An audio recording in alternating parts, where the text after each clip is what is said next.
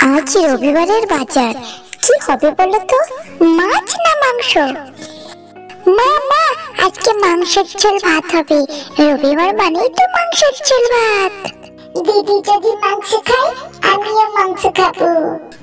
বাবা, আমার ছেলেমেয়েরা কত বড় হয়ে গেছে, মাংসের টেস্ট বুঝে গেছে। আচ্ছা তাই যাও, মাংস এনো। আচ্ছা, আমি বাজারে গেলাম। কই গো? ও, এসে গেছো? দাও দাও দাও, আমি রান্নাটা তাড়াতাড়ি চাপিয়ে দিই।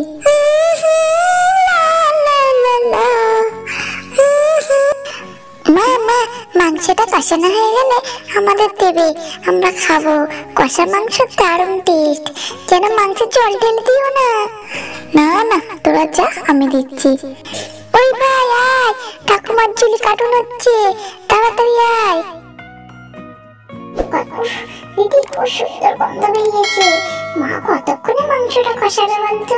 কতক্ষণে আমাদের ডাকবে? এই, তোরা চলে আয়, আমার মাংস কষানো হয়ে গেছে।